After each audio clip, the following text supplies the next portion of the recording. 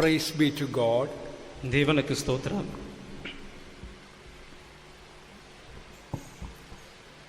Today the whole world is celebrating Christmas. இன்று முழு உலகமும் கிறிஸ்மஸ் பண்டிகையை ஆராதித்து வருகிறது.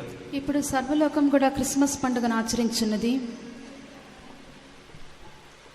25th of December was not the day that Jesus was born. December 25 அது యేసు பிறந்த நாள் அல்ல. డిసెంబర్ 25వ తేదీ యేసు జన్మించినటువంటి దినం కాదు. Tradition and history says that Nimrod, the giant, the wicked giant, was born on December 25th. வரலாறும் பாரம்பரியம் சொல்லுகிறது நிம்ரோத் என்றதான ஒரு பூதம் போட்டிருக்கிறதா ஒரு கொடூரமான மனிதன் பிறந்த நாள் தான் இந்த டிசம்பர் 25. ఈ యొక్క డిసెంబర్ 25వ తేదీ అని చెప్పినప్పుడు నిమ్రోదు అన్నటువంటి ఒక బలిష్ఠుడైనటువంటి రాక్షసుడు జన్మించినటువంటి దినం అని చరిత్ర చెప్పుచున్నది. When heathen people became Christians, that Nimrod's birthday, they took as Jesus' birthday. புறஜாதியார்கள் கிறிஸ்தவர்களாக மாறின பொழுது நிம்ரோத் பிறந்ததான அந்த பிறந்த நாளை క్రీస్తు பிறந்த நாளாக அவர்கள் அனுசரித்து வருகிறார்கள். అన్యజనులు క్రైస్తవులుగా మారినప్పుడు నిమ్రోద్ యొక్క జన్మదినమును వారు క్రీస్తు యొక్క జన్మదినముగా వారు తీసుకొనిరి. Almost all the Bible scholars agree Jesus might have been born sometime during April. வேத வல்லுநர்கள் வேத ஆராய்ச்சியாளர்களுடைய அவர்களுடைய கருத்து கணிப்பு என்னவென்றால் கர்த்தராகிய இயேசு கிறிஸ்து அவர் ஏப்ரல் போன்ற அந்த மாதத்தில் பிறந்திருக்கலாம் என்று எண்ணுகிறார்கள். ప్రభువైన యేసుక్రీస్తు ఏప్రిల్ నెల ఆ యొక్క సమయంలో ఆయన జన్మించిందని చెప్పి వేద శాస్త్రులు పండితులందరూ కూడా సమ్మతించున్నారు. Because in Israel December is very cold. The shepherds cannot keep the sheep in the open field during that time. ஏனென்றால் இஸ்ரேல் தேசத்தில் டிசம்பர் மாதம் மிகவும் கடும் குளிர் மாதமாக இருக்கிறபடினால் மேய்ப்பர்கள் தங்களுடைய மந்தையை திறந்த வெளியில் అమర్తి இருக்க முடியாது என்று அவர்களுடைய కర్తాగా இருக்கிறது. ఎందుకనగా ఇశ్రాయేలు దేశమందు ఇక డిసెంబర్ నెల చలి అధికంగా ఉన్నందున కాపరులైన వారు తమ యొక్క గొర్రెల మందలను రాత్రి వేళ బయటకు తీసుకొని వచ్చి వాటిని పొలములో మేపుచూ ఉండరు. And the Christmas tree, the origin is also heathen gods. இந்த கிறிஸ்மஸ் மரம் நாம் வைக்கிறோமே அந்த மரம் கூட ஒரு புறஜாதியின் வழிபாட்டில் வந்ததுதான். நாம் வைக்கிறதில்லப்பா. அந்த கிறிஸ்மஸ் மரம் கூட புறజాతిயின் వழிபாటిல் వందదుதான். క్రిస్మస్ చెట్టును కూడా చూచినప్పుడు అన్ని జనుల యొక్క ఆచారం ప్రకారమే అది కూడా వారు వేయిచున్నారు. There was a heathen god called German oak in Germany. జర్మనీயில் జర్మన్ ఓక్ என்றதான ஒரு మరం ஒன்று இருக்கிறது. ఈ యొక్క జర్మనీలో చూచినప్పుడు జర్మన్ ఓక్ అన్నటువంటి ఒక చెట్టు కనబడుచున్నది. The heathen considered that oak tree is a goddess. அந்த ஜெர்மனி தேசத்திலிருந்தான புறஜாதியார்கள் அந்த மரத்தை ஒரு దేవதை என்று ఎన్నినాர்கள். జర్మనీ దేశంలో ఉన్నటువంటి ఇక సింధూర వృక్షమును అక్కడ ఉన్నటువంటి జనులందరూ కూడా ఒక దేవతగా వారించిరి. So tradition says that is the beginning of the Christmas tree. பாரம்பரியம் சொல்லுகிறது இதுதான் கிறிஸ்மஸ் மரத்தின் ஆரம்பம் என்று சொல்லுகிறது. ఇదే క్రిస్మస్ చెట్టు యొక్క ప్రారంభం అని చెప్పి చరిత్ర పారంపర్యం మనకు తెలియజేయుచున్నది. In the Bible there is some reference. వేదத்தில் கூட அதற்கு ஆதாரம் இருக்கிறது. వాక్యమందు కూడా దీనికి ఒక ఆధారం మనం చూడగలము. Jeremiah chapter 10 verse 3 and 4 says, for the customs of the people are vain, for one cutteth a tree out of the forest, the work of the hands of the workman with the axe, they deck it with silver and with gold, they fasten it with nails and with hammers that it move not. எரேமியா 10ஆம் அதிகாரம் 3-4 வசனம் சொல்லுகிறது, ஜனங்களில் வழிபாடுகள் வீணாய் இருக்கிறது. காட்டில் ஒரு மரத்தை வெட்டுகிறார்கள், அது தச்சன் கையாடுகிற வாச்சியால் பணியப்படும். வெள்ளியினாலும் பொன்னியினாலும் அதை அலங்கரித்து அது அசையாதபடிக்கு அதை ஆணிகளாலும் சுத்திகளாலும் ఉరుదియాకుகிறார்கள். ఇర్మియా 10వ అధ్యాయము 3-4 వాక్యములను మనం చదివినప్పుడు జనముల ఆచారములు వ్యర్థములు, అడవిలో ఒకడు చెట్టు నరుకున్నట్లు అది నరకబడును, అది పనివాడు గొడ్డలతో చేసిన పని, వెండి బంగారముల చేత పనివారు దానిని అలంకరింతురు, అది కదలకై ఉంటున్నట్లు మేకులు పెట్టి సుత్తెలతో బిగగొట్టి దాని నిలుపుదురు. That is why we children of God do not keep a Christmas tree in our homes. It is a tree of the devil. அதனால்தான் தேவி பிள்ளைகளாகிய நாம் நம்முடைய வீடுகளில் கிறிஸ்துமஸ் మరங்களை వేర్க்கிறதில்லை. இந்த மரம் పిశాసుకుரிய మరமாக இருக்கிறது. అందుచేత దేవుని బిడ్డలమైన మనము మనకి ఇండ్లలో క్రిస్మస్ చెట్టును మనం వేయట్లేదు, ఎందుకనగా ఇది సాతాన్ యొక్క చెట్టు అయి ఉన్నది.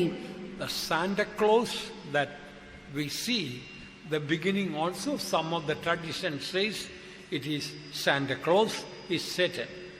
பாரம்பரியம் சொல்லுகிறது சாண்டா கிளாக் என்று அழைக்கப்படுகிறதான கிறிஸ்துமஸ் தாத்தா என்று சொல்லுகிறோமே, அது கூட புறஜாதியின் மதியில் வந்ததான ஒரு பிசாசின் வழிபாடு தான் என்று சொல்லுகிறது. శాంటా క్లాస్ అని మనం చెప్పినటువంటి క్రిస్మస్ తాతను మనం చూస్తున్నాము, అది కూడా అన్ని జనుల యొక్క ఆచారమైనదని చరిత్ర మనకు తెలియజేయుచున్నది. There is another tradition, people say that 3 wise men came from the east. இன்னொரு பாரம்பரியம் சொல்லுகிறது 3 சாஸ்திரிகள் கிழக்கிலிருந்து சென்றார்கள். చరిత్ర మనకు చెప్పుచున్నది ముగ్గురు జ్ఞానులు వారు బయలుదేరి వచ్చి ఉండిరి. The Bible does not say the number of the wise men who came from the east. கிழக்கிலிருந்து வந்ததான శాస్త్రిகளுடைய ఎన్నికயை వేదం சொல்லவில்லை. తూర్పు దేశం నుండి వచ్చిన జ్ఞానుల యొక్క సంఖ్యను మనకు Bible చెప్పటలేదు. The Bible scholars say there might have been a caravan, a number of people might have come from the east. வேத பண்டிதர்கள் சொல்லுகிறார்கள் ஒரு திரளான சாஸ்திரிகள் கிழக்கிலிருந்து வந்திருக்க கூடும் என்று எண்ணுகிறார்கள். బైబిల్ పండితులు చెప్పుచున్నారు ఒక గొప్ప సమూహము తూర్పు దేశం నుండి వారి జ్ఞానులు వచ్చి ఉండవచ్చును. Because they were traveling almost 1 year, only 3 people traveling on the way, the thieves may really could have plundered them and destroyed them. ஏனென்றால் ஏறக்குறைய ஒரு வருடமாக அவர்கள் கடந்து வந்திருக்க கூடும். அவர்கள் 3 மாத்திரம் தனியாக வந்திருந்தால் வழியில் திருடர்கள் அவர்களை தாக்கி அவர்கள் உரிய பொருட்களை எல்லாம் எடுத்திருக்க கூடும். దాదాపు 1 సంవత్సరం వారు ప్రయాణం చేసి ఉండవచ్చును. ఇక ప్రయాణంలో 3 మాత్రమే ప్రయాణం చేసినట్లయితే దారిలో వెళ్తున్నటువంటి దొంగలు ఇక 3 జ్ఞానులను దోచుకొని ఉండవచ్చును. So for their safety, a number of people might have traveled as a caravan. அதனால் அவர்களுக்கு பாதுகாப்பாக ஒரு திரளான ஜனங்கள் அவர்களோடு கூட பிரயாணமாக வந்திருக்கலாம். ఇలాగన వారి యొక్క సంరక్షణ నిమిత్తము వారు చాలా మంది ఒక సమూహముగా చేరి వారు బయలుదేరి ఉండవచ్చును. Another tradition is that 3 kings came, but Bible does not say they were kings. இன்னொரு பாரம்பரியம் சொல்லுகிறது 3 ராஜாக்கள் வந்தார்கள் என்று. வேதத்தில் ராஜாக்கள் வந்ததாக சொல்லப்படவில்லை. మరి యొక్క పారంపర్యాచారం చెప్పుచున్నది 3 రాజులు వచ్చి ఉన్నారని. అయితే మనకి ఇక్కడ వాక్యమందు ఇక రాజులను గురించి మనం చదువుటలేదు. These are unnecessary traditions which we don't read in the Bible, therefore we should not believe all those things. இவைகளெல்லாம் தேவையற்றதான ஒரு பாரம்பரியமாக இருக்கிறது. இவைகள் వేదத்தில் కానపడవిல்லை, அதனால் ఇవేகளை நாம் பின்பற்ற வேண்டாம். ఇవన్నీ కూడా అనవసరమైనటువంటి పారంపర్యాచారములుగా ఉన్నవి. వాక్యమందు ఇవి మనకు కనబడట్లేదు గనుక వీటిని మనం వెంబడింపకూడదు, వాటిని ఆచరింపకూడదు. Another thing is that misunderstanding is that Jesus was born in a manger. இன்னொரு தவறான ஒரு கருத்து என்னவென்றால் యేసు మున్ననயில் பிறந்தார். మరి యొక్క తప్పైనటువంటి కార్యం ఏదనగా యేసు పశువుల పాకలో పుట్టి ఉన్నాడని చెప్పుచున్నారు. Bible does not say where Jesus was born. యేసు ఎంగు பிறந்தார் என்று వేదం சொல்லவில்லை. బైబిల్ ఇక్కడ యేసు ఎక్కడ జన్మించినాడని మనం చెప్పుటలేదు. But what we read in Luke chapter 2 verse 7, and she brought forth her firstborn son and wrapped him in swaddling clothes and laid him in a manger. லூக்கா 2 அதிகாரம் 7 வசனம். அவள் தன் முதற்பேரான குமாரனை பெற்று சத்திரத்திலே அவளுக்கு இடம் இல்லாதிருந்தபடியினால் పిల్లயை துணிகளில் சுற்றி మున్నెనిలే కిడతినాள். లూకా సువార్త 2వ అధ్యాయము 7వ వాక్యమందు ఇక్కడ మనం చదువునదేమనగా తన తొలిచూలు కుమారుని కని పొత్తి గుడ్డలతో చుట్టి సత్రంలో వారికి స్థలం లేనందున ఆయనను పశువుల తొట్టిలో పరుండబెట్టెను. So we don't know where Jesus was born. యేసు ఎంగు பிறந்தார் என்று நமக்கு தெரியவில்லை. కాబట్టి యేసు ఎక్కడ జన్మించి ఉన్నాడని మనకు తెలియదు. But after Jesus was born in swaddling clothes, he was laid in a manger. That's all we know. இயேசுவாகிய பிள்ளை பிறந்த பிறகு அவரை துணிகளில் சுற்றி మున్నెనిలే కిడతినాர்கள். అయితే యేసు జన్మించినప్పుడు పొత్తి గుడ్డలతో ఆయనను చుట్టి పశువుల తొట్టిలో పరుండబెట్టిరి. We don't know which day Jesus was born, but definitely not on the 25th of December. எந்த நாளில் இயேசு பிறந்தார் என்று நமக்கு தெரியாது. உண்மையாகவே டிசம்பர் 25ஆம் தேதியில் தான் இயேசு பிறந்தார் என்றுதான் நிச்சயமும் இல்லை. ఏ దినమున యేసు జన్మించినాడని మనకు తెలియదు. అయితే డిసెంబర్ 25వ తేదీన యేసు జన్మించినాడని చెప్పినది సరికాదు. There are some pictures you can see during Christmas time. 3 wise men standing and watching Jesus and giving them gifts before the manger. Christmas நாட்களில், பண்டிகை நாட்களில் சில வரைபடங்கள் நாம் பார்க்கலாம். 3 சாஸ்திரிகள் வந்து அந்த முன்னணியில் கிடைக்கப்பட்டதான இயேசு அந்த பாலகனுக்கு முன்பதாக நின்று அவர் தலை வணங்கி வெகுமதிகளை கொடுப்பதாக நாம் பார்க்கிறோம். క్రిస్మస్ దినముల్లో మనం చూసినప్పుడు అనేక పట్టములు మనం చూడగలము. ఈ యొక్క పశువుల తొట్టిలో యేసు పరుండబెట్టబడినట్లుగాను ఆయన ఎదుట 3 జ్ఞానులు వారు నిలబడి యేసునకు సాగిలపడి నమస్కరించి వారి యొక్క కానుకలు వారు చెల్లించినట్లుగా మనం చూడగలము. That picture also is wrong. அந்த படமும் கூட, அந்த வரைபடம் கூட தவறுதான். ఈ యొక్క పటము కూడా తప్పై ఉన్నది. The wise men did not go to the manger to see Jesus. இயேசுவை பார்க்கும்படியாக சாஸ்திரிகள் முன்னணியில் செல்லவில்லை. ఈ యొక్క జ్ఞానులు యేసుని చూచి నిమిత్తము పశువుల తొట్టి వద్దకు వెళ్ళలేదు. When Jesus was born, the shepherds went to the manger and saw Jesus. இயேசு பிறந்த பொழுது மேய்ப்பர்கள் தான் இந்த மாட்டு முன்னணைக்கு சென்று இயேசுவை கண்டார்கள். ఈ యొక్క యేసు జన్మించినప్పుడు కాపరులు మాత్రమే పశువుల తొట్టి వద్దకు వెళ్లి యేసుని వారు చూచిరి. But after Jesus was born, perhaps more than 1 year after only, wise men traveled and came all the way from the east. இயேசு பிறந்த பிறகு ஏறக்குறைய 1 ஆண்டு கழிந்த பின்புதான் கிழக்கெல்லாம் சுற்றி அந்த சாஸ்திரிகள் இயேசுவை வந்து కండిరుపారుగల్. యేసు జన్మించి దాదాపు 1 సంవత్సరం అయిన పిమ్మటనే ఇక తూర్పు దేశం జ్ఞానులు వెదుకుచు యేసును వచ్చి వారు చూచిరి. So Bible does not say where the wise men met Jesus and bowed. The place is not mentioned in the Bible. இயேசுவை சந்தித்து அவரை பணிந்ததாக சாஸ்திரிகள் எங்கு பணிந்தார்கள் என்ற வேதத்தில் சொல்லப்படவில்லை. ఏ స్థలమందు ఇక జ్ఞానులు యేసును వారు దర్శించి వారిని సాగిలపడి కానుకలను చెల్లించినటువంటి స్థలము చెప్పబడలేదు. All these informations are not necessary for us to get saved and to follow Jesus. இந்த செய்திகள் எல்லாம், இந்த குறிப்புகள் எல்லாம் நாம் ரட்சிக்கப்பட தேவையற்றவைகள். మనము రక్షించబడుటకును మనం దేవుని యొక్క బిడ్డలుగా మారుటకును ఇక వార్తలన్నీ కూడా మనకు అక్కరలేదు. Now today as God gives me grace to say, I want to share who is a true wise man in the sight of God. இந்த தேவன் எனக்கு தந்த கிருபையின் அளவின்படி யார் உண்மையான சாஸ்திரிகள் அல்லது ஞானிகள் என்பதை பகிர்ந்து கொள்ள விரும்புகிறேன். ఈ దినమున దేవుడు నాకు అనుగ్రహించినటువంటి కృపను బట్టి దేవుని యొక్క దృష్టిలో ఒక నిజమైనటువంటి జ్ఞాని ఎవడని చెప్పి మనం తెలుసుకుందాము. Why is those people who came from the east, the Bible says they were wise men? Why? ஏன் கிழக்கிலிருந்து புறப்பட்டு இயேசுவை காணும்படியாக வந்ததான சாஸ்திரிகளை வேதம் சாஸ்திரிகள் அல்லது ஞானிகள் என்று ஏன் அழைக்கிறது? తూర్పు దేశం నుండి బయలుదేరి వచ్చినటువంటి వారిని వాక్యం ఎందు నిమిత్తము జ్ఞానులు అని పిలుచుచున్నది. Even the shepherds hastily came to see Jesus, but they are not called wise men. இயேசுவை பார்க்கும்படியாக மிகுந்த ஒரு பதட்டத்தோடு அல்லது வேகமாக காண வந்ததான மேய்ப்பர்களை இந்த வேதம் ஞானிகள் என்று அழைக்கவில்லை. యేసును చూచి నిమిత్తము కాపరులైన వారు కూడా చాలా త్వరపడుచు పరుగులెత్తుకొంచు వచ్చిరి. అయితే ఈ కాపరులను వాక్యము జ్ఞానులు అని పిలుచుటలేదు. Luke 2:16 says they came with haste and found Mary and Joseph and the babe lying in a manger. லூக்கா 2:16 தீவிரமாய் வந்து மரியாளையும் யோசேப்பையும் முன்னணியிலே கிடைத்திருக்கிற பிள்ளையும் கண்டார்கள். లూకా 2:16 వారు త్వరగా వెళ్లి మరియను యేసును తొట్టిలో పండుకొని ఉన్న శిశువును చూచిరి. They hastily came to see Jesus, these shepherds. இந்த மேய்ப்பர்கள் இயேசுவை காணும்படியாக தீவிரித்து வந்தார்கள். ఈ యొక్క కాపరులు యేసుని చూచి నిమిత్తము చాలా త్వరగా వచ్చిరి. They were the first ones to see Jesus. இயேசுவை பார்த்தவர்கள் முதல் நபர்கள் இவர்கள்தான். యేసును చూచినటువంటి వారిలో మొట్టమొదటి వ్యక్తులు వీరే. Before that the angel appeared to them and spoke to them.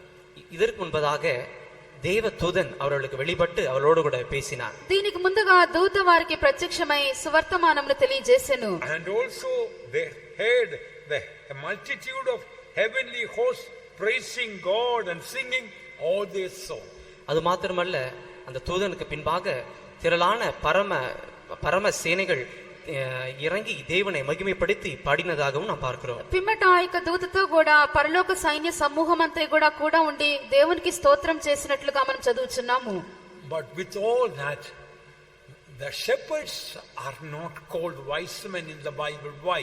இவைகளெல்லாம் இருந்தாலும் கூட இந்த மெய்ப்பர்களை வேதம் சாஸ்திரிகள் அல்லது ஞானிகள் என்று அழைக்கவில்லை. ఇదంతయు ఇలాగున్నను కాపరులను దేవుని యొక్క వాక్యము జ్ఞానులు అని పిలుచుటలేదు. ఎందుకొరకు?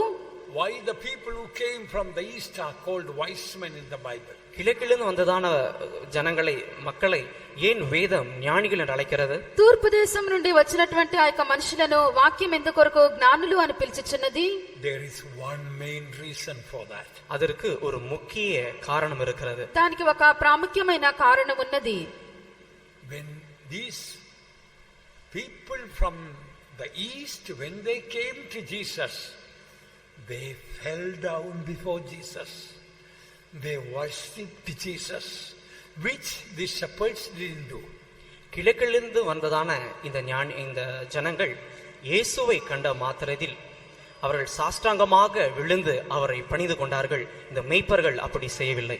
తూర్పు దేశం నుండి వచ్చినటువంటి ఇక జ్ఞానులు శిశువైనటువంటి యేసును వారు చూచినప్పుడు సాగిలపడి ఆయనను వారు పూజించిరి. అయితే కాపరులు ఇక కార్యమును వారు చేయలేదు. None of the shepherds fell down at the feet of Jesus. None of them worshipped Jesus.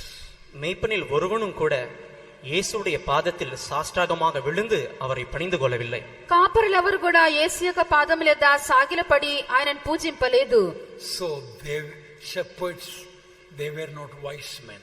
அதனால் மெய்ப்பர்கள் ஞானமற்றவர்கள். అందుచేత కాపరులు జ్ఞానం లేనివారు. If you cannot fall down at the feet of Jesus and worship him, you are not a wise man. இயேசுவின் பாதத்தில் சாஷ்டமாக விழுந்து அவரை பணிந்து கொள்ள உன்னால் முடியவில்லை என்றால் நீயும் ஞானமற்றவன் தான். యేసు యొక్క పాదముల యొద్ద సాష్టాంగపడి సాగిలపడి నువ్వు పూజింపకుండా ఉండినట్లయితే నువ్వు కూడా ఒక జ్ఞానివి కావు. We read about the wise men in Matthew chapter 2 verse 11, and when they were come into the house, they saw the young child with Mary his mother, and fell down and worshipped him. And when they had opened their treasures, they presented unto him gifts, gold and frankincense and myrrh.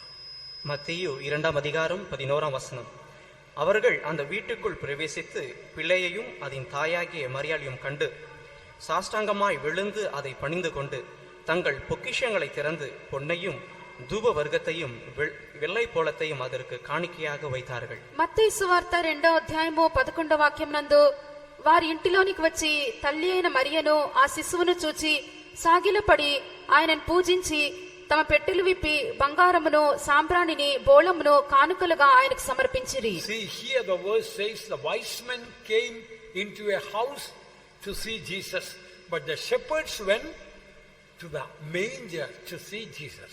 இங்கு இந்த வசனம் பார்க்கிறோம், சாஸ்திரிகள் இயேசுவை காணும்படியாக வீட்டிற்குள் பிரவேசித்தார்கள். அங்கு மெய்ப்பர்கள் இயேசுவை காணும்படியாக முன்னணைக்கு சென்றார்கள். ఇక్కడ మనం జ్ఞానులను చూచినప్పుడు యేసుని చూచుటకై ఇంటిలోనికి వారు ప్రవేశించిరి. అయితే కాపరులు యేసుని చూచి నిమిత్తము పశువుల తొట్టి వద్దకు వచ్చిరి. Not only these wise men fell down and worshipped Jesus. இந்த சாஸ்திரிகள் இயேசுவின் பாதத்தில் சாஷ்டாங்கமாய் விழுந்து பணிந்தது மாத்திரமல்ல, ఈ యొక్క జ్ఞానులు యేసు యొక్క పాదముల యొద్ద సాగిలపడి పూజించడం మాత్రమే కాదు, they opened the treasures for Jesus. அவர்கள் இயேசுவுக்காக தங்களுடைய பொக்கிஷங்களை திறந்தார்கள். వారు తమ యొక్క పెట్టెలను అనగా యేసు కొరకు తమ యొక్క ధననిధులను వారు తెరిచిరి. They opened their treasures and presented unto Jesus gifts, gold, frankincense and myrrh. தங்கள் பொக்கிஷங்களை திறந்து இயேசுவுக்காக பொன்னையும் தூப வர்க்கத்தையும் வெள்ளை போலத்தையும் அதற்கு இயேசுவுக்கு காணிக்கையாக வைத்தார்கள். తమ పెట్టెలను వారు విప్పి బంగారమును సాంబ్రాణిని బోళమును కానుకలుగా ఆయనకు సమర్పించిరి. See, the wise men saw Jesus, Mary and Joseph there. ஞானிகள் இங்கு இயேசுவையும் அவருடைய தாயாகிய மரியாளையும் யோசிப்பையும் கண்டார்கள். ఇక్కడ జ్ఞానులు శిశువైనటువంటి యేసును తల్లి అయిన మరియను యోసేపును వారు చూచిరి. At least if they had not been wise men, they could have worshipped Mary also, as some nominal Christians do today. அவர்கள் ஒருவேளை ஞானம் இல்லாதவர்களாக இருந்திருந்தால் பெயர் கிறிஸ்தவர்கள் ஆராதிக்கிற இயேசுவின் தாயாகிய மரியாளையும் கூட இவர்கள் பணிந்திருக்க கூடும். వీరు జ్ఞానులుగా లేకుండా ఉండినట్లయితే ఈ దినముల్లో నామకార్థ క్రైస్తవులు ఆరాధించినట్లుగా తల్లి అయినటువంటి మరియను వారు ఆరాధించి ఉండవచ్చును. No, wise men did not fall down and worship Mary. இல்லை, இந்த ஞானிகள் மரியாளுடைய பாதத்தில் சாஷ்டாங்கமாக விழுந்து அவளை பணிந்து கொள்ளவில்லை. లేదు, ఈ యొక్క జ్ఞానులు తల్లి అయిన మరియ యొద్ద సాగిలపడి ఆమెను పూజింపలేదు. If anybody seated here worshipping Mary or any other saints in the sight of God, you are not a wise man. இங்கு அமர்ந்திருக்கிற சிலரில் யாராவது மரியாள் மற்றும் புனிதர்களை வணங்குவர்களாக இருந்தால் దేవునుடைய பார்வையில் நீங்கள் ஞானமற்றவர்கள். ఇక్కడ కూర్చున్న వారిలో ఎవరైనా కూడా మరియను కానీ ఏదైనా భక్తులను కానీ మీరు ఆరాధించి ఉండినట్లయితే దేవుని యొక్క దృష్టిలో మీరు జ్ఞానులు car. Although the wise men saw Mary with Jesus, even they did not think after worshipping and falling down before Jesus they may fall down before Mary. They did not think. சாஸ்திரிகள் மரியாளை இயேசுவோடு கூட பார்த்த பொழுது இயேசுவை பணிந்து கொண்ட பிறகு மரியாளையும் பணிந்து கொள்ள வேண்டும் என்றதான எண்ணம் அவர்களுக்கு வரவில்லை. அவர்கள் அப்படி செய்யவும் இல்லை. జ్ఞానులు యేసు యొద్ద సాగిలపడి పూజించిన పిమ్మట మరియ యొద్ద సాగిలపడి పూజింపవలన తలంపు వారికి రాలేదు. వారు అలాగును చేయను లేదు. Only Jesus is the Lord of Lords. He is to be worshipped forever. இயேசு மாத்திரம்தான் கர்த்தாவாக இருக்கிறார். அவர் மாத்திரமே ఆరాధింపబడతக்கவராகவும் இருக்கிறார். యేసు మాత్రమే ప్రభువులకు ప్రభువై ఉన్నాడు. ఆయన మాత్రమే పూజార్హుడై ఉన్నాడు. These wise men, not only they fell down and worshipped before Jesus, they opened their treasures for Jesus. இந்த ஞானிகள் இயேசு முன்பதாக சாஷ்டாங்கமாக விழுந்து பணிந்து கொண்டது மாத்திரமல்ல, அவர்கள் தங்களுடைய பொக்கிஷங்களை திறந்தார்கள். ఈ యొక్క జ్ఞానులు యేసు యొద్ద సాగిలపడి పూజించడం మాత్రమే కాదు, తమ యొక్క పెట్టెలు వారు విప్పి యేసుకు కానుకలు సమర్పించిరి. They gave gifts of gold, frankincense and myrrh for Jesus. அவர்கள் பொன்னையும் தூப வர்க்கத்தையும் வெள்ளை போலத்தையும் இயேசுவுக்கு காணிக்கையாக கொடுத்தார்கள். వారు బంగారమును సాంబ్రాణిని బోళమును కానుకలుగా యేసుకు సమర్పించిరి. But look at the sad state of the shepherds. மேய்ப்பர்களுடைய பரிதாபமான நிலவரத்தை பாருங்கள். అయితే ఇక కాపరుల యొక్క దుఃఖకరమైన స్థితిని చూడుడి. They saw the holy angel giving the joyful message to them. They heard that, they have seen that. அவர்கள் பரிசுத்த தெய்வ தூதர்கள் அவரிடத்திற்கு இறங்கி வருவதையும் அவருக்கு தூதுகளை செய்தி நற்செய்தி கொடுக்கிறதையும் அவர்கள் கண்டார்கள், கேட்டார்கள். అయితే కాపరులను చూడండి, దూత ప్రత్యక్షమగుటను వారు చూచిరి, సంతోషకరమైనటువంటి సువర్తమానమును వారు పొందుకొని వారికి తెలియజేసిరి. And the angel very clearly told that this is the Savior and Christ, Lord Jesus, to these shepherds. அந்த தூதன் மேய்ப்பர்களுக்கு தெளிவாக சொன்னான், இவர்தான் ரட்சகரும் கிறிஸ்துவுமானவர் என்று சொன்னான். దూత చాలా స్పష్టంగా ఇక కాపరులకు తెలియజేసెను, ఈయనే రక్షకుడై ఉన్నాడు, ఈయనే మన ప్రభువైన యేసుక్రీస్తు. And the angels told that this is the Christ, the Savior, the son of David. தேவதூதன் அவர்களிடத்தில் சொன்னான், இவர்தான் ரட்சகரும் கிறிஸ்துவும் தாவீதின் குமாரனும் என்று சொன்னான். ఆ యొక్క దూతలు ఈయనే దావీదు కుమారుడు రక్షకుడైనటువంటి ప్రభువైన క్రీస్తు అని తెలియజేసిరి. And they also, the angel also told Jesus will be found in a manger. தூதன் மேய்ப்பரிடத்தில் சொன்னான், இயேசுவை நீங்கள் முன்னணியில் காணலாம். దూత కాపరుతో చెప్పెను, దానికి ఇదే మీ కానవాలు, ఒక శిశువు పొత్తిగుడ్డలతో చుట్టబడి ఒక తొట్టిలో పరుండబెట్టబడి ఉండును. With all these things, shepherds, when they went to see Jesus, none of them worshipped. None of them fell down before Jesus. இந்த எல்லா சங்கதிகளையும் இந்த மேய்ப்பர்கள் கேட்டும் அறிந்திருந்தாலும் கூட இயேசுவை பார்க்கும் பொழுது அவர்கள் சாஷ்டாங்கமாக விழுந்து அவரை பணிந்து கொள்ளவில்லை. ఈ యొక్క సంగతులన్నీ కూడా ఇక కాపర్లు తెలుసుకొని యేసును చూచుటకు వెళ్ళినప్పటికీ యేసు యొద్ద ఎవరును సాగిలపడి పూజింపలేదు.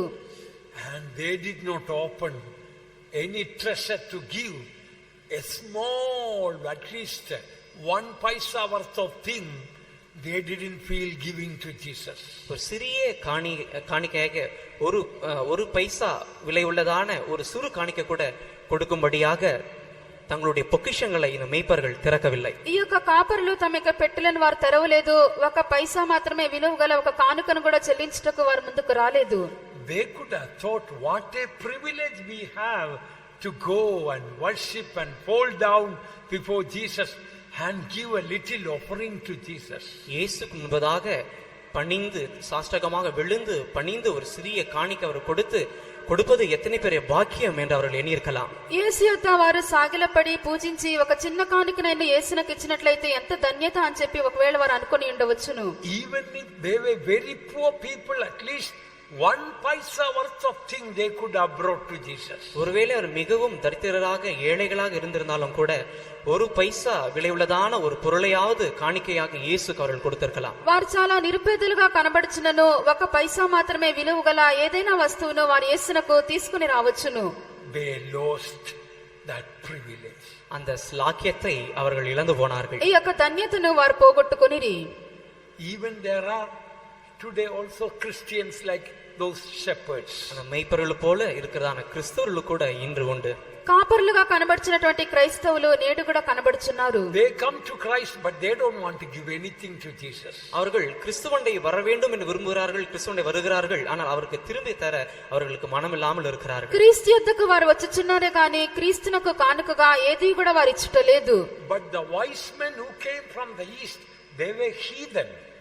கிழக்கிலிருந்து வந்ததான சாஸ்திரிகள் ஞானிகள் அவர்கள் புறஜாதிகளாக இருந்தார்கள். అయితే తూర్పు దేశం నుండి వచ్చినటువంటి ఆ మనుషులు జ్ఞానులై ఉన్నారు, అన్యజనులై ఉన్నారు. They came to see Jesus as the king of the Jews, not their king. யூதர்களின் ராஜாவாக இயேசுவை அறிந்துதான் அவரை பார்க்கும்படியாக அவர்கள் வந்தார்கள். వారు తమ యొక్క రాజును చూచుటకు రాలేదు గాని యూదుల రాజును చూచు నిమిత్తమై వారు వచ్చిరి. But the shepherds in Bethlehem, they were Jews. பெத்லகேமில் இருந்ததான மேய்ப்பர்களோ அவர்கள் யூதர்கள். అయితే కాపరులు బెత్లెహేములో ఉన్నవారు యూదులై ఉన్నారు. So for Jews it was their king that was born. பிறந்தது யூதர்களின் ராஜா, இந்த மேய்ப்பர்களின் ராஜா தான். ఈ యొక్క యూదులకు వారి యొక్క రాజే జన్మించి ఉన్నాడు.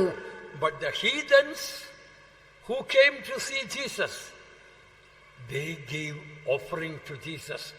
But Jews who came to see their king did not give any offering, did not fall down or worship him.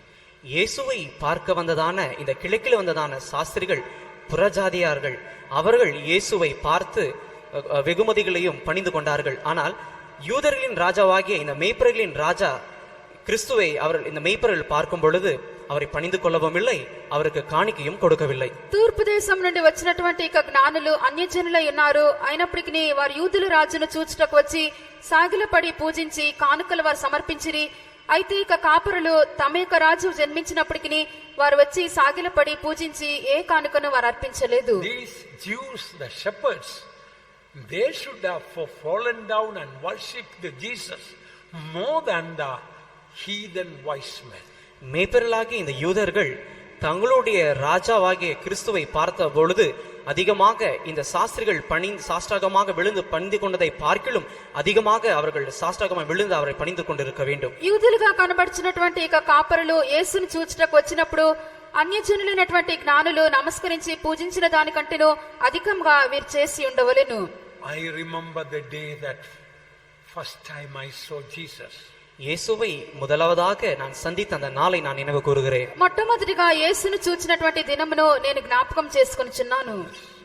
As soon as I saw Jesus, I just fell down at his feet. இயேசுவை பார்த்த பொழுது உடனடியாக அவருடைய பாதத்தில் நான் சாஷ்டாங்கமாக விழுந்து விட்டேன். యేసును నేను చూచిన వెంటనే ఆయన పాదముల యొద్ద నేను సాష్టాంగపడితిని. And by the grace of God, when I will see Jesus in the mid sky or in heaven, I think that is what first I am going to do. Just fall at his feet and worship him. தேவனுடைய கிருபையினால் இயேசுவை மத்திய ஆகாயத்திலோ அல்லது பரலோகத்தில் நான் பார்க்கும் பொழுது இதைதான் செய்ய போகிறேன். அதாவது அவருடைய பாதத்தில் సాష్టాంగமாக విழுந்து அவரை పணிந்து கொள்ள పోகிறேன். అలాగనే యేసు నేను మధ్యాకాశంలో నేను చూచినప్పుడు ఈ కార్యమే నేను చేయుదును. వెంటనే వెళ్లి ఆయన పాదముల యొద్ద నేను సాగిలపడి సాష్టాంగపడుదును. First, these wise men fell down at the feet of Jesus and then worshipped. முதலாவதாக இந்த ஞானிகள் இயேசுவின் பாதத்தில் சாஷ்டாகமாக விழுந்து பிறகு அவரை பணிந்து கொண்டார்கள். మొదటిగా ఇక జ్ఞానులు యేసు యొక్క పాదముల యొద్ద సాగిలపడి పిమ్మట ఆయనను పూజించిరి. Falling down before Jesus shows surrendering themselves. இயேசுவின் பாதத்தில் சாஷ்டாகமாக விழுவது தங்களை தாங்களே இயேசுக்கு ஒப்பு கொடுப்பதை தான் காட்டுகிறது. యేసు యొక్క పాదముల యొద్ద సాగిలపడుట అని చెప్పినప్పుడు తమను తామే యేసుకు సమర్పించుకొనుట ఉన్నది. If we have to truly worship our Lord, we must surrender ourselves and worship Him. உண்மையாகவே நம்முடைய தேவனை நாம் ஆராதிக்க வேண்டும் என்றால் முதலாவதாக நம்மை நாமே சாஷ்டாகமாக இயேசுக்கு முழுமையாக நாம் ஒப்பு கொடுக்க வேண்டும். మనం నిజంగానే మన దేవుని ఆరాధించవాలంటే మనం పూర్తిగా మనము దేవునికి అప్పగించుకొని సాష్టాంగపడవలెను. Without fully surrendering ourselves to the Lord, our worship may not be acceptable to our Lord. முழுமையாக நம்ம தேவனுக்கு ஒப்பு கொடுக்காமல் செய்கிறதான ஆராதனை தேவனுடைய பார்வையில் அங்கீகரிக்கப்படாமல் தான் இருக்கும். మనలను మనమే సంపూర్తిగా ప్రభువునకు సమర్పించుకొనకుండా మనం చేయనటువంటి ఆరాధన దేవుని చేత అంగీకరింపబడదు. Falling down before the Lord also shows humbling themselves. கர்த்தருக்கு முன்பதாக சாஷ்டாங்கமாக விழுவது தங்களை தாங்களே தாழ்த்துவதையும் கூட காட்டுகிறது. దేవుని ఎదుట సాగిలపడుట అని చెప్పినప్పుడు తమను తామే తగ్గించుకొనుటను కూడా సూచించున్నది. Proud people cannot properly worship the Lord. பெருமை உள்ளவர்கள் சீராக ஒரு நல்ல ஒழுங்குமுறையில் தேவனை ஆராதிக்க முடியாது. గర్వం గలవారు సరిగ్గా తమ యొక్క దేవుని వారు ఆరాధించలేరు. We must fall down or humble ourselves and worship the Lord. நாம் தேவனுக்கு முன்பதாக சாஷ்டாங்கமாக விழ வேண்டும் அல்லது நம்மை நாமே தாழ்த்தி பிறகுதான் தேவனை நாம் ஆராதிக்க வேண்டும். మనము దేవుని ఎదుట మనం సాగిలపడవలెను అనగా మనలను మనమే తగ్గించుకొని మన యొక్క దేవుని ఆరాధింపవలెను.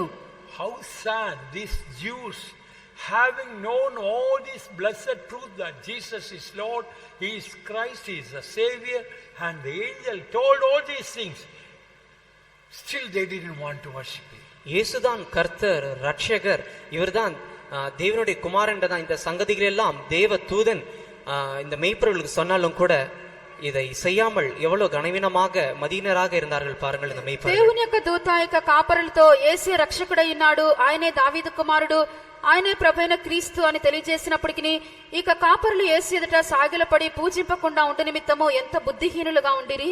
But to the wise men only the star appeared, that's all in the east for them. ஆனால் இந்த ஞானிகளுக்கோ கிழக்கில் ஒரு நட்சத்திரம் உதித்தது, அவ்வளவுதான் அவர்கள் கண்டதான் அடையாளம். అయితే ఇక జ్ఞానులకు తూర్పు దిక్కున ఒక నక్షత్రం వారు చూచిరి, అదే వారికి సూచన.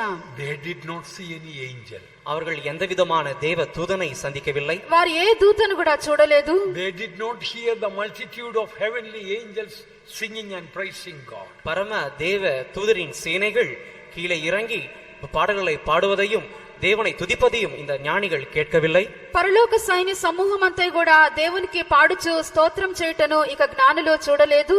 They did not even hear any angel or any gods, even God speaking that Christ the Savior is born, Savior of the world. They didn't hear any of those things.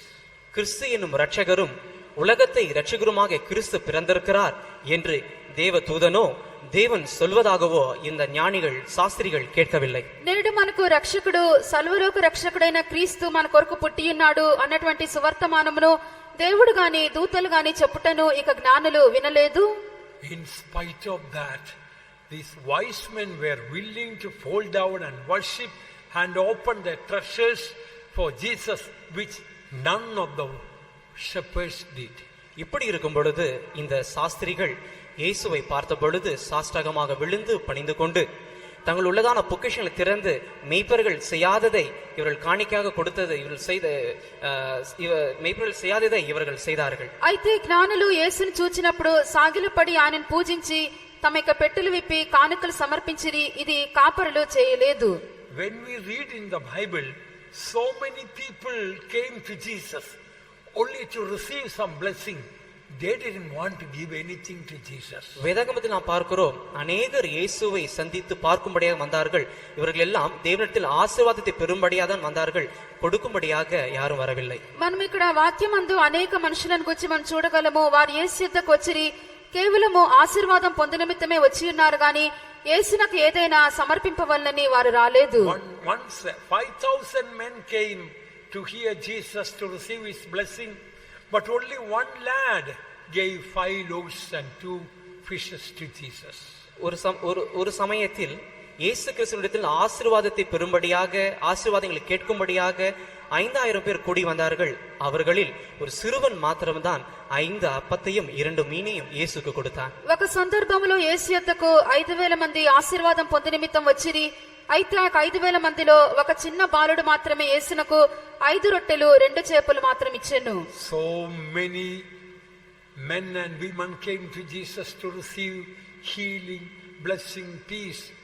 But when Mary of Bethany went to Jesus, she went to Jesus to give Jesus the most precious ointment.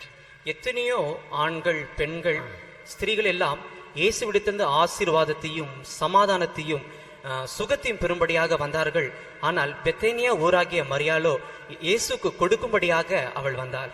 అనేక మంది స్త్రీలను, పురుషులను వారి యొక్క స్వస్థత కొరకును, ఆశీర్వాదం కొరకును, సమాధానం కొరకును యేసు యొద్దకు వచ్చి ఉన్నారే కానీ బేతనియాలో ఉన్నటువంటి మరియా యేసు యొద్దకు వచ్చినప్పుడు మిక్కిలి విలువ గల అచ్చ జటామాంసి అత్తరును తీసుకొని వచ్చి యేసు యొద్ద పోసెను. These wise men came to Jesus to give him.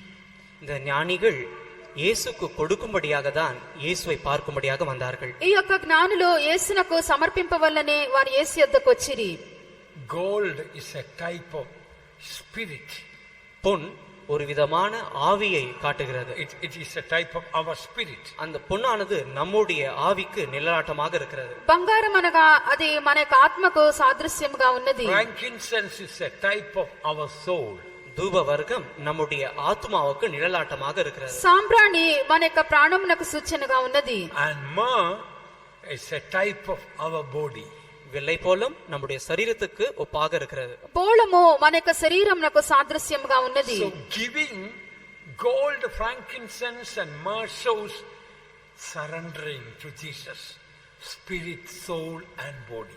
தேவனுக்கு பொன்னையும் தூப வர்க்கத்தையும் வெள்ளை பொலிக்கும் கொடுப்பது நம்முடைய ஆவி, ஆத்துமா, சரீரத்தை தேவனுக்கு அப்படியே ஒப்பு கொடுப்பதை தான் காட்டுகிறது. ఇక్కడ యేసునకు బంగారమును, సాంబ్రాణిని, బోళమును కానుకలుగా సమర్పించుటనగా మన ఆత్మను, జీవమును, శరీరమును అలాగే యేసునకు సమర్పించుటయున్నది. Our spirit should be pure like gold to offer to Jesus. நம்முடைய ஆவியானது இயேசுக்கு ஒப்பு கொடுக்கும்படியாக பொன்னை போல சுத்தமாக இருக்க வேண்டும். మన యొక్క ఆత్మ మనం యేసునకు సమర్పించినట్లుగా మేలిం బంగారం వలె శుద్ధ సువర్ణంగా ఉండవలెను.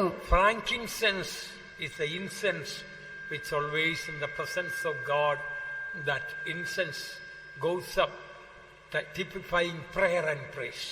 தூப வர்க்கம் தேவனுடைய சன்னிதானத்தில் இருந்து எப்பொழுதும் ஏறி செல்கிறதான அந்த தூபவரத்துக்கு சமமாக இருக்கிறது.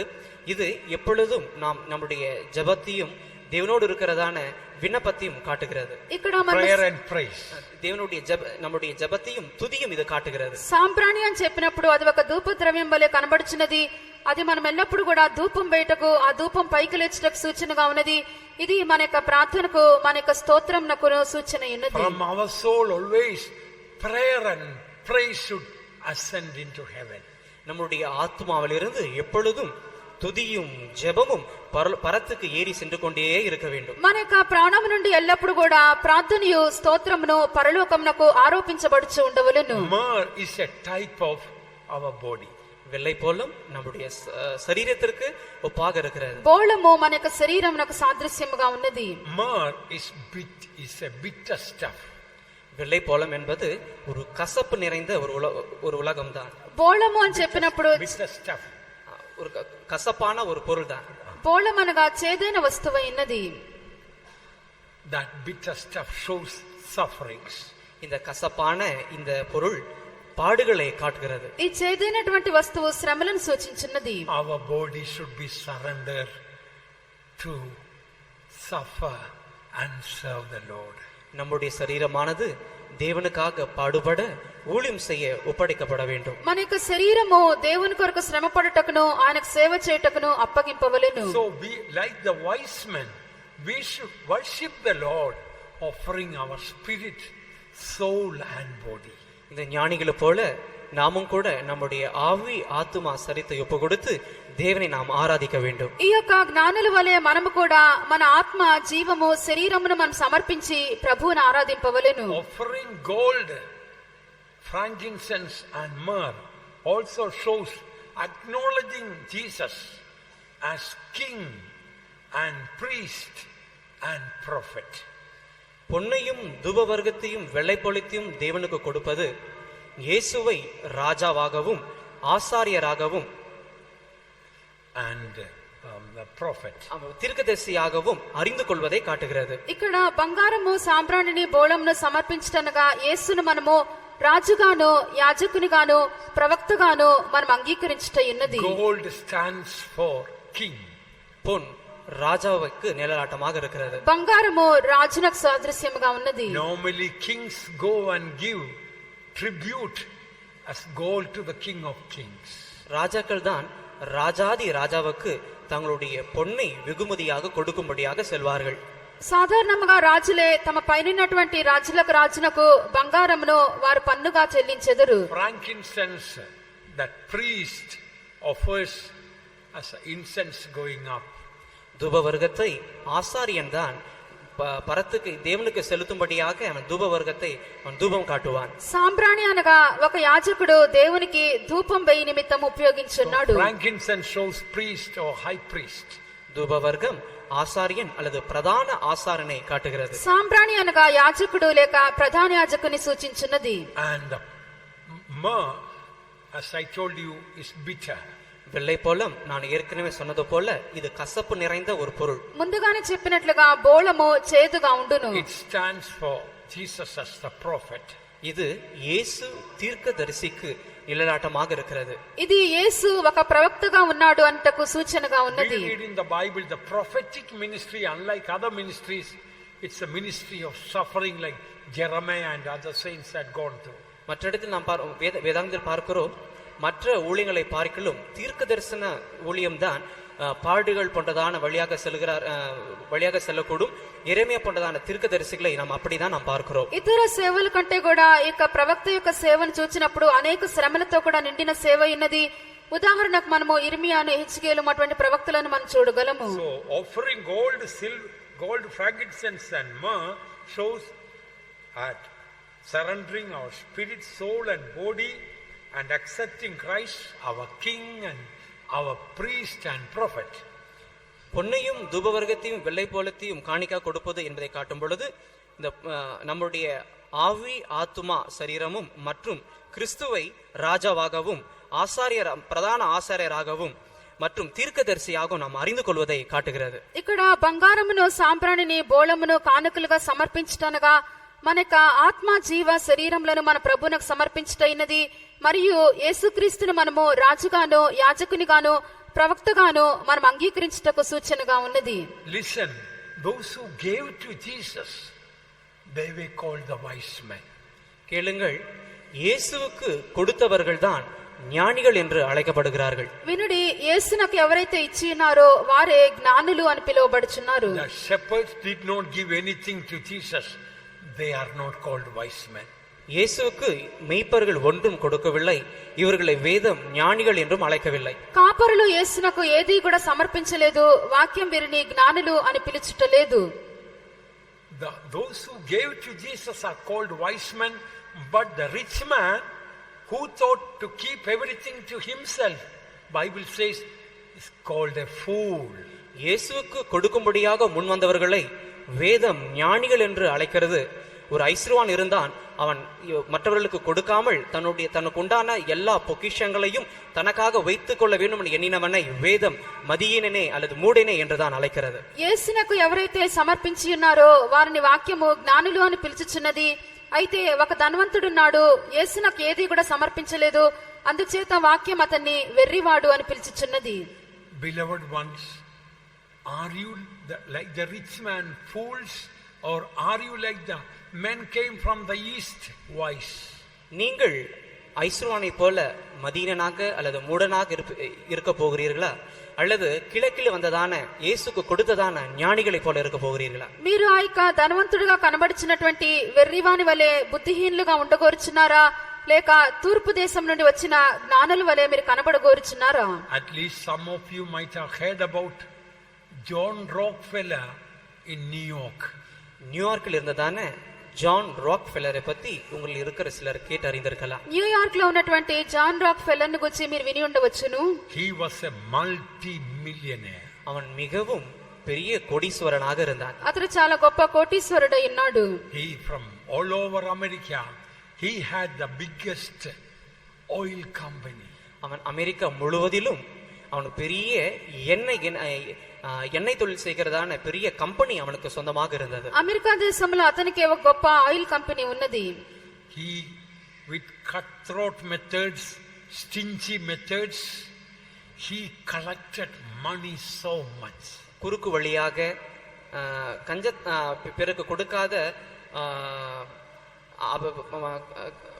மற்ற வழிகளில் அவன் ஜனங்களிடத்திலிருந்து அநேக பணத்தை அவன் சேகரித்தான். వంకర త్రోవల్లోనూ పిసినారితనంతోనూ అనేక విధములుగా డబ్బును అతడు చాలా సేకరించి ఉన్నాడు. But when he was only about 35 years old, he was dying of some incurable disease. அவன் 35 வயது நிறைந்தவனாக இருக்கும் பொழுதே தீராத வியாதினால் அவன் வாதிக்கப்பட்டு மரித்து போனான். అతడు 35 సంవత్సరముల వయసులో ఉండినప్పుడే ఒక తీరినటువంటి రోగం చేత చాలా కష్టపడి మరణించింది. Doctors told in a short time he will die. மருத்துவர்கள் சொன்னார்கள் குறுகிய காலத்தில் இவன் மரித்து போவான். ఈ యొక్క వ్యాధితో కష్టపడుచున్నప్పుడు వైద్యులు చెప్పిరి ఇతడు చాలా కొన్ని దినముల్లోనే మరణించును. He could not eat anything. அவனால் எதுவும் சாப்பிட முடியாது. ఏమీ కూడా తినలేకపోయినాడు. Only little a slice of bread he will dip in the milk or something, and part of that he may take. ஒரு துண்டு பிரெட்டை எடுத்து அதை பாலில் தோய்த்து அதில் ஒரு பகுதியை தான் அவனால் சாப்பிட முடியும். ఒక చిన్న రొట్టె ముక్కను తీసుకొని పాలల్లో కానీ మరి దేనిలో ముంచి కొంచెం మాత్రమే తినగలుగును. Although he had lot of money, he was dying, couldn't enjoy anything. அவனுக்கு திரளான அநேக பணங்கள் ஐஸ்வர்யங்கள் அவனுக்கு இருந்தாலும் கூட அவனால் சரியாக புசிக்க முடியாமல் அவன் மரித்து போனான். అతడు చాలా ధనవంతుడిగా కనబడుచునను ఏది కూడా అనుభవింపలేకపోయినాడు. One day somehow he found the Bible verse, it is more blessed to give than to receive. ஒரு நாள் திடீரென்று வேத பகுதியிலிருந்து ஒரு வாக்கியத்தை அவன் பார்த்தான். பெறுகிறதை பார்க்கலும் கொடுப்பதுதான் ஆசீர்வாதம். ఒక దినమున దేవుని యొక్క వాక్యంలో ఒక వాక్యం అతడు చదవగలిగి ఉన్నాడు. పుచ్చుకొనుట కంటే ఇచ్చుట ధన్యము. He read it again. It is more blessed to give than to receive. It was like a big discovery for him. மறுபடியுமாக அவன் அந்த வேத பகுதியை வாசித்தான். பெறுகிறதை பார்க்கலும் கொடுப்பதுதான் ஆசீர்வாதம். அதை ஒரு பெரிய ஆராய்ச்சியை போல அவன் அதை கண்டு வாசித்தான். మరొకసారి ఇక వాక్యం చదివి ఉన్నాడు. పుచ్చుకొనుట కంటే ఇచ్చుట గొప్ప ధన్యత ఉన్నదని, ఇది చదువుట ఏదో గొప్ప కార్యము కనుగొనినట్టుగా అతనికి కనబడి ఉన్నది. He thought this verse must be true. இந்த வார்த்தை, இந்த வசனம் உண்மையாக தான் இருக்க வேண்டும். ఈ యొక్క వాక్యము చాలా సత్యమై ఉండవచ్చునని అనుకుని ఉన్నాడు. All my life I am receiving, I am grabbing, I am taking more and more and more from others. என்னுடைய வாழ்நாள் முழுவதும் மற்றவர்களிடத்திலிருந்து பெறுகிறேன், வாங்கி கொண்டேதான் இருக்கிறேன் ஒழிய அதிகமாக ஜனங்களிடத்தில் பெற்றும் வாங்கி கொண்டுதான் இருந்தேன். నా యొక్క జీవిత కాలం అంతా కూడా పుచ్చుకొనుచునే ఉన్నాను. అధికముగా జనుల యొద్ద నుండి లాక్కొనుచు పుచ్చుకొనుచు నా జీవితం కనబడుచున్నది. I have so much of money, but I am unhappy and miserable and dying. எனக்கு எவ்வளவோ பணம் இருக்கிறது, ஆனால் அதனால் எனக்கு சந்தோஷம் இல்லை, சமாதானம் இல்லாமல் நான் மரித்தும் போகிறேன். ఎంతో డబ్బు నాకున్నది, అయితే సంతోష సమాధానం లేదు, దౌర్భాగ్యునిగా నేను మరణించుచున్నాను. And all around he had so many enemies. அவனை சுற்றிலும் அநேக சத்துருக்கள் அவனுக்கு இருந்தார்கள். అతని చుట్టూను అతనికి అనేక మంది శత్రువులు ఉండిరి. Because somehow he destroyed others' business and grabbed their business to him.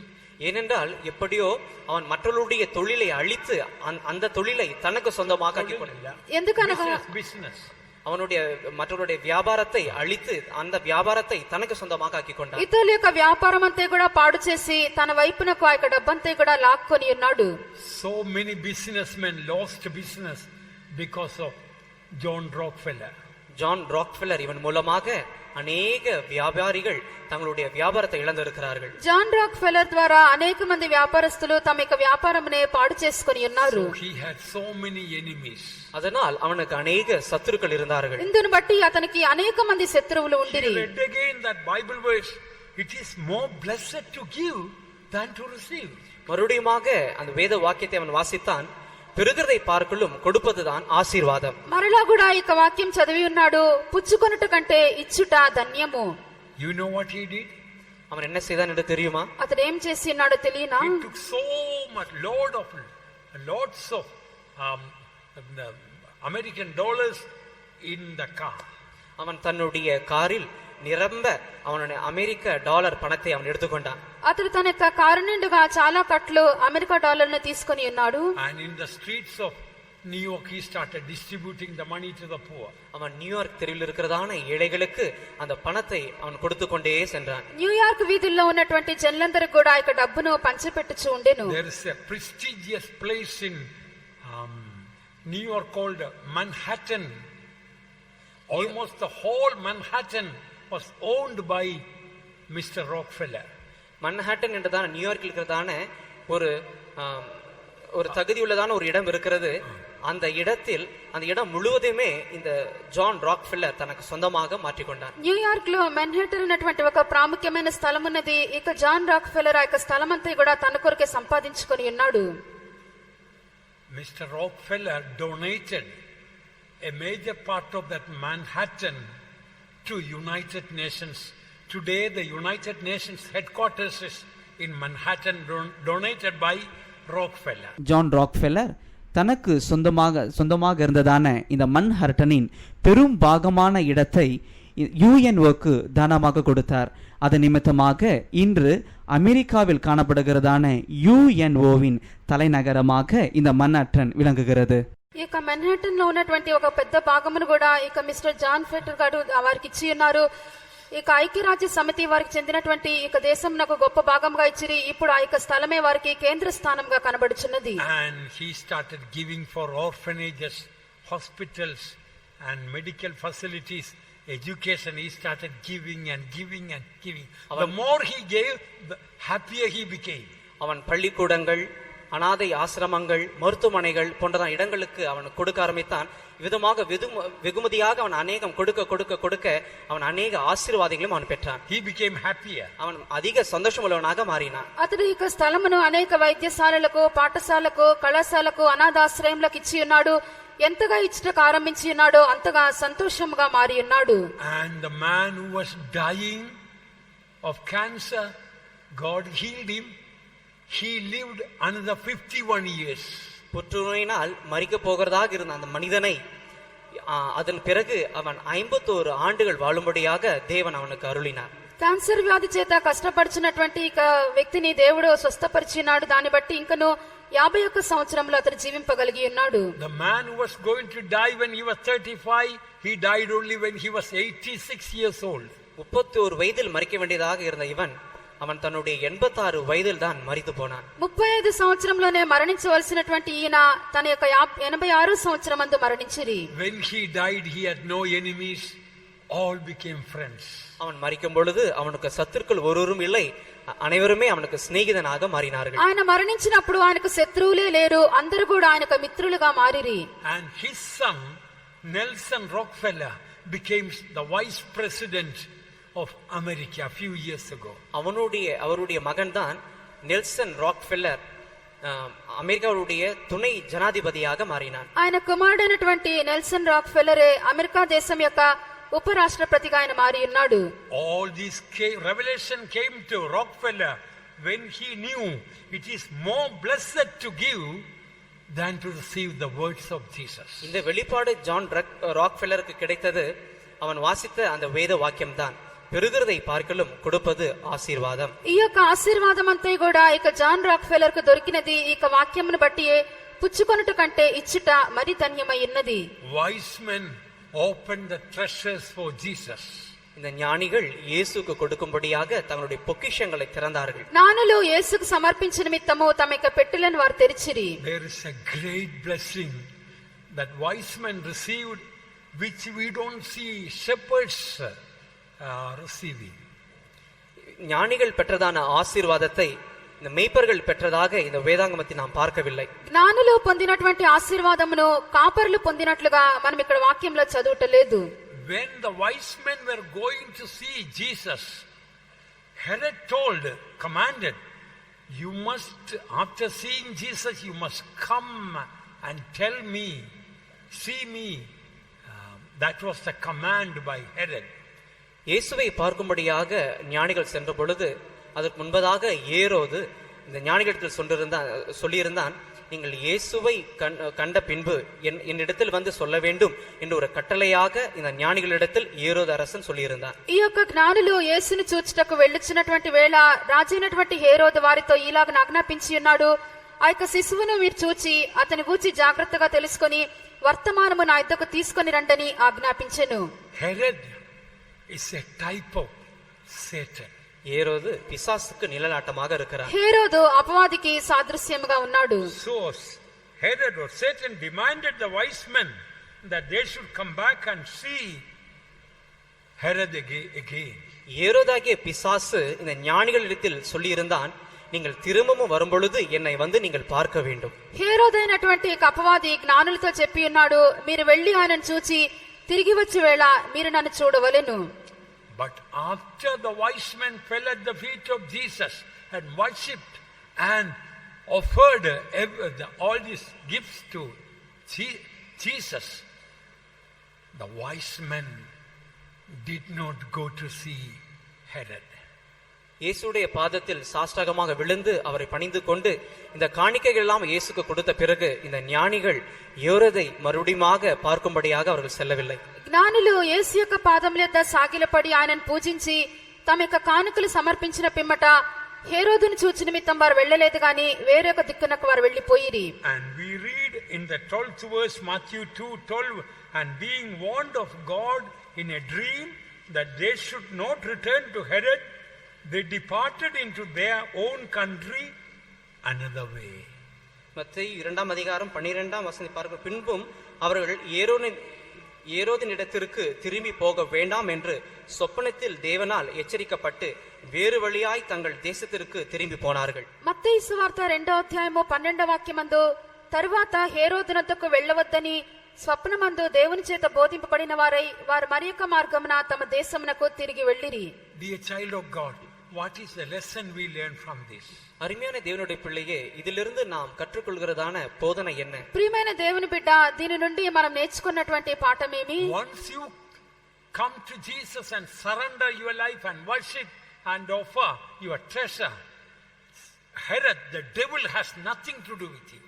ஒரு விசை நீங்கள் இயேசுவை சந்தித்து சாஷ்டாகமாக விழுந்து உங்களை முழுமையாக ஒப்பு கொடுத்து அவர் பணிந்து கொண்டு காணிக்கையாக உங்களுடைய பொக்கிஷங்களை திறந்து அவர் கொடுத்த பிறகு இனி பிசாசாகி அந்த ஏரோதுக்கு உங்கள் மேல் எந்த விதமான அதிகாரம் இல்லை. ఒకసారి మీరు యేసు యొద్దకు వచ్చి సాగిలపడి ఆయనను పూజించి మీ కానుకలను సమర్పించిన పిమ్మట ఈ యొక్క అపవాది అయినటువంటి హేరోదుకు మీకు జీవితం మీద ఏ హక్కు లేదు. He has no power or authority over you. உங்கள் மேல் எந்த விதமான வல்லமையும் அதிகாரமும் பிசாசுக்கு இல்லை. అతనికి మీ మీద ఏ శక్తి గాని అధికారం గాని లేదు. You don't need to go back and meet Herod again. மறுபடியுமாக நீங்கள் திரும்பி சென்று அந்த ஏரோதை சந்திக்க வேண்டிய அவசியம் இல்லை. మరలా మీరు తిరిగి వెళ్లి హేరోదుని మీరు దర్శింపనక్కరలేదు. He cannot catch you or touch you anymore. அவன் உங்களை பிடிக்கவோ தொடவோ அவனால் இனி முடியாது. ఇక అతను మిమ్మల్ని పట్టుకొనలేడు, మిమ్మల్ని ముట్టలేడు. If anybody is oppressed by the devil, யாராவது பிசாசினால் தாக்கப்பட்டவர்களாக இருந்தால், ఎవరైనా కూడా సాతాను చేత బాధింపబడుచు ఉన్నట్లయితే, perhaps you are not fully surrendered your life, spirit, soul and body and not worshiping him properly.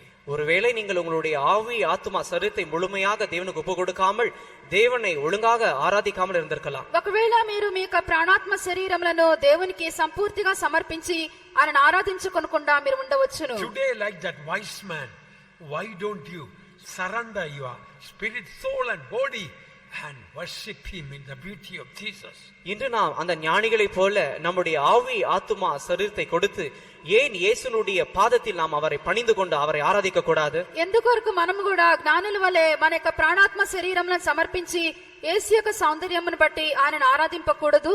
Then you don't need to go back to Herod the devil. அதன் பிறகு நீங்கள் இப்படி இருந்தால் திரும்ப நீங்கள் ஏரோதாகிய பிசாசிடத்தில் நீங்கள் செல்ல வேண்டிய அவசியம் இல்லை. ఇలాగుండినట్లయితే మరలా మీరు హేరోదు అయినటువంటి అపవాది యొద్దకు మీరు వెళ్ళనక్కరలేదు. They departed into their own country another way.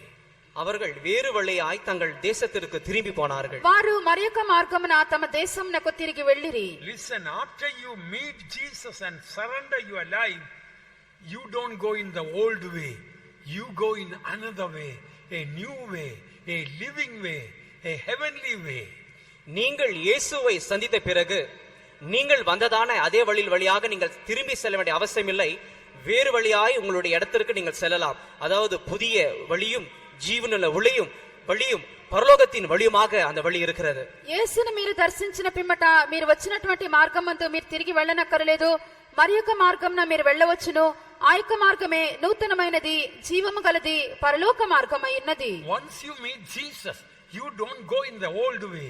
You have another way, a new way to go. இயேசுவை சந்தித்த பிறகு நீங்கள் திரும்பவும் பழைய வழி அல்ல, உங்களுக்காக ஒரு புதிய வழி, வேறு வழி ஒன்று இருக்கிறது. మీరు యేసును దర్శించిన పిమ్మట మీ యొక్క ప్రాచీనమైన మార్గమున వెళ్ళనక్కరలేదు.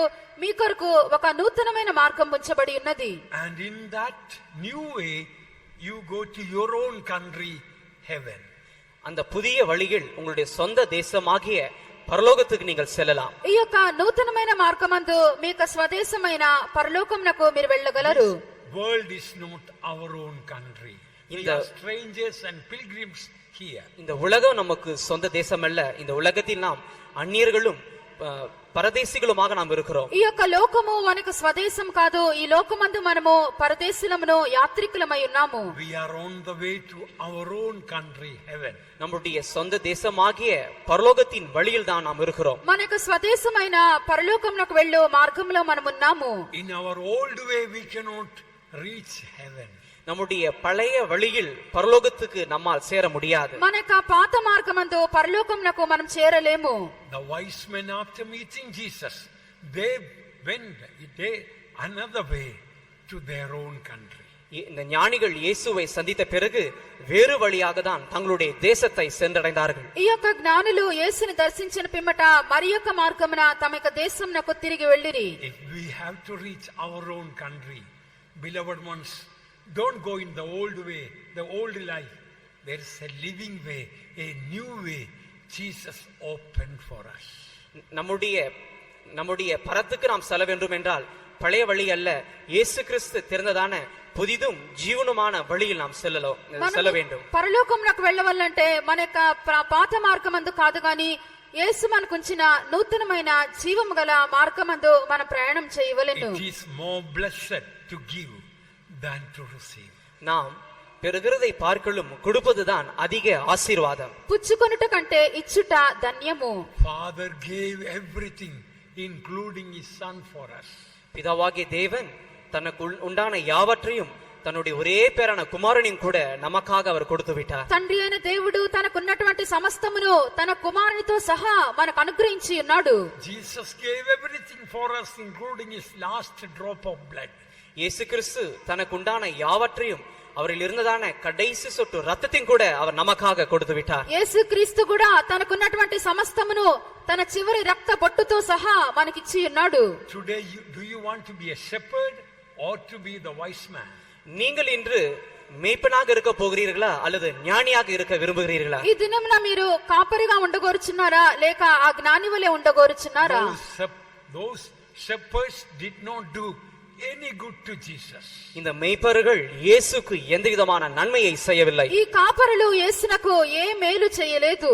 They came to meet Jesus but they didn't even bow before him. இயேசுவை சந்திக்க வந்தார்கள், ஆனால் இயேசு உண்மையாக அவர்கள் பணிந்து கொள்ளவில்லை. యేసును దర్శించి ఉన్నారే గాని యేసు ఎదుట సాగిలపడలేదు. But the wise men gave everything to them in one sense to Jesus. ஆனால் ஒரு விதத்தில் சொல்ல போனால் இந்த ஞானிகள் தங்களுக்கு உண்டான யாவற்றுமே యేసుకు அப்படியே கொடுத்து விட்டார்கள். అయితే జ్ఞానులు ఒక రీతిలో చూచినప్పుడు తమకున్న సమస్తమును కూడా యేసుకు సమర్పించిరి. And afterwards they went to their own country in another way. அதன் பிறகு அவர்கள் தங்களுடைய சொந்த தேசத்திற்கு వేరు వழியாக சென்றார்கள். తరువాత వారు మరియొక మార్గమున తమ యొక్క స్వదేశమునకు తిరిగి వెళ్ళిరి. Let us also go to our own country, heaven, in this new and living way. நாமும் கூட நம்முடைய தேசமாகிய பரலோகத்துக்கு இந்த புதிதும் ஜீவனமான வழியில் நாம் செல்வோம். మనము కూడా మన యొక్క స్వదేశమైన పరలోకమునకు నూతనమైనదియో జీవము గలదియో మార్గమందు మనం వెళ్ళిదము. May God bless us. தேவன் நம்மை ஆசீர்வதிப்பாராக. దేవుడు మనల్ని ఆశీర్వదించును గాక. ஆவி ஆத்மா சரீரம் முற்றுமாய் ஆதீனமாகவே ஒப்புவித்தீர். ஆவி ஆத்மா சரீரம் முற்றுமாய் ஆதீனமாகவே ஒப்புவித்தீர். ஆலயமாய் ஆவியில் நிரப்பி ஆசீர்வதியுமையா. ஆலயமாய் ஆவியில் நிரப்பி ஆசீர்வதியுமையா. ஆவி ஆத்மா சரீரம் முற்றுமாய் ஆதீனமாகவே ஒப்புவித்தீர். ஆவி